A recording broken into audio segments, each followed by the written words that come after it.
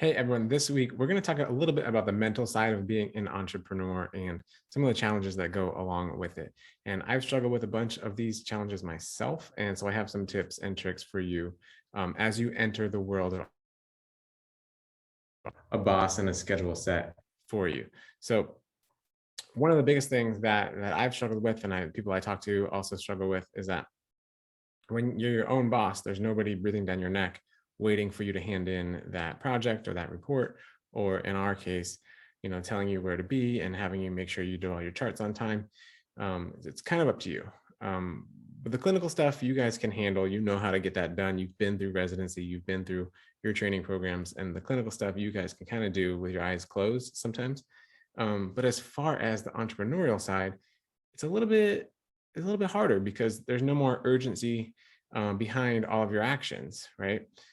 Building a website, for some people, it could take you 2 years because you get distracted or you throw up excuses or it's just not fun. And so you look to do something else. Or there's some perfectionism going on. For other things that are like long-term projects, maybe you want to start an online course or write your book. You don't have, it's not urgent. Nobody's waiting for you to turn in your next manuscript draft for your book. So it kind of falls down by the wayside, but it is important, or if it's important to you, but it's not urgent, it just maybe won't get done. And so what I've discovered is that if you don't have a boss, you kind of have to make yourself be your own boss. And there's a lot of tricks and tips for that. One of which is popularly called the Pomodoro method. You may have heard at some point during your studies that you should study for 50 minutes, 50, and then take a 10-minute break. And that's great. And that's, there's a lot of science behind that. This Pomodoro method is by an Italian who has written a book and all that, and I'll put the links below, but has a whole system around it. But essentially it's set a 25-minute timer and you work on one task and one task only during those 25 minutes. Then you get a 5-minute break afterwards.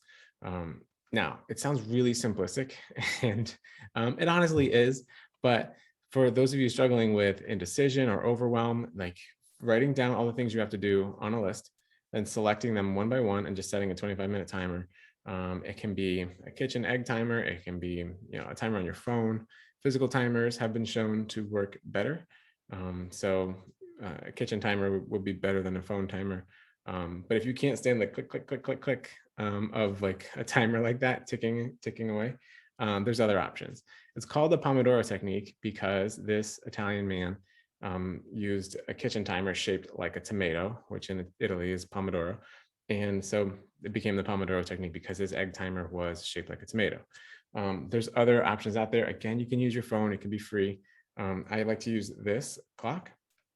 More accurately, it's a timer, actually recommended by my sister-in-law, who's an OT for peds. And so you can see how much time is remaining on the clock. At the end, you can choose to make it beep, or if you get into a flow and you like are in a groove and you want to keep going, you can turn off the beep. As you can see, there was no beep there. So this is good for visual, seeing how much time you have left. It's also good for doing the physical act of turning this. Is kind of like a mental psychological trick in your brain that, yes, I'm committing to this task and this task only for the next 25 minutes. And then once you get to here, you can set a 5-minute timer break, boom, just like that. So it sounds very simplistic, but it's one of the easiest things you can do using your phone or your kitchen timer or timer on your oven, possibly, if you don't like the tick, tick, tick. It's one of the most productive things you can do for those tasks that are urgent yet not important. Strike that are important but that aren't pressing. They don't have a near deadline. No one's waiting for you to get back to them. No one is saying, hey, where's your last draft on that? Hey, I'm really excited about your book. When's it coming out? Like, no one's really doing that unless they're your family members. But it doesn't feel great when you say, yeah, I don't have time for that. And without placing any blame on you, because we all struggle with this, important but not urgent task is that if you set time aside for it, put it in your calendar, and then just start with 25 minutes. I mean, if you do 25 minutes a week, I mean, that's an episode of Friends, right? Or what's more topical these days, that's an episode of Ted Lasso, I think. it's just setting aside little mini times, and then 25 minutes isn't too long for you to spend on any one topic. Then you can check email afterwards. You can go for a little walk. You can get a little snack during those 5 minutes, and you can adapt it however much it fits you. You can do 50 and 10, which is what the experts have said is kind of like the limit of adult attention spans. However, if you have a shorter attention span, or you've got a million things to do, starting with 25 minutes or starting with 15 minutes and then getting a 5-minute break, that might be enough to jumpstart you. Because for most projects that have some level of overwhelm, the hardest part is getting started, because you're like, wow, that's really hard. I don't know where to start. And so let me watch this YouTube video instead. I get it. I've been there. But if you can kind of just set your timer and say, all right, I just need to do 15 minutes. I'll just make an outline and then I'll take a quick break.